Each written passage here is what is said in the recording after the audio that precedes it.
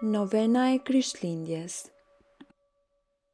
Perëndia urdhëroi kështu, që në kohën kur biri i tij do të lindte, perandori romak të lëshonte një dekret që urdhëronte të gjithë të shkonin në vendin e origjinës së tyre, dhe atje të regjistroheshin në regjistrimin e popullsisë.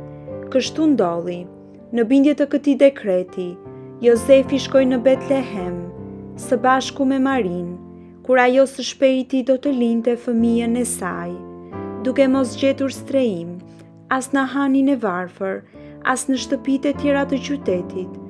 Ata u detyruan të kalonin natën në një shpellë që përdorej si stall për kafshët. Dhe ishte këtu që Maria lindi mbretin e qiellit. Nëse Jezusi do të kishte lindur në Nazaret, ai gjithashtu është e vërtet do të kishte lindur në varfëri, por atje ai do të kishte pasur një dhomë të thatë, një zjarr të vogël, rroba të ngrohta dhe një diep të rehatshëm. Megjithatë, ai zgjodhi të lindte në këtë shpellë të ftohtë dhe të kishte një grazhd për diep, në mënyrë që të vuante për ne. Le të hyjmë me shpirt në këtë shpellë të Betlehemit, por le të hyjmë me një frym besimi të gjallë.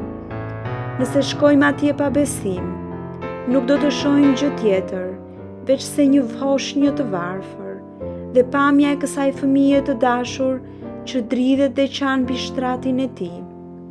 Kjo mund të na ngjallë keqardhje, por nëse hyjmë me besim dhe mendojmë se kjo foshnjë është pikërisht biri, Perëndia, i cili për dashurinë tonë ka zbritur në tokë dhe vuan kaq shumë për të paguar dënimin për mëkatet tona, si mund të mos e falenderojmë dhe ta duam atë në këmbim?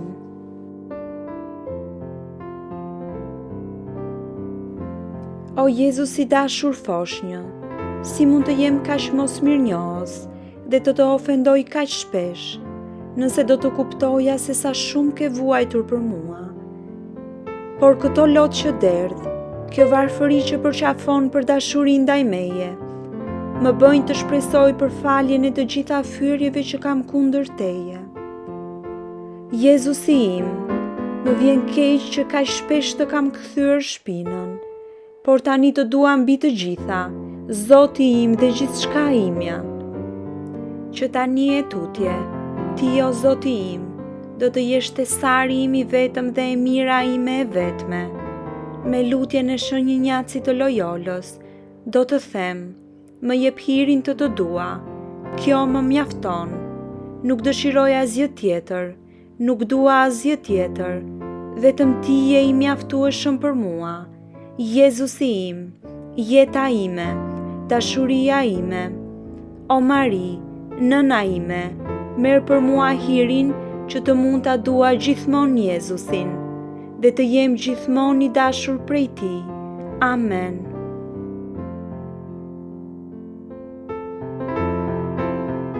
Gëzuar dhe e bekuar qoftë ora dhe momenti në të cilin lindi biri i Perëndisë, nga një virgjëresh shumë e pastër, në një stall në mesnat në Betlehem, në të ftohtin therrës. Në atë orë të bekuar, të lutem ty, të dëgjosh lutjet e mia dhe të më plotësosh dëshirat.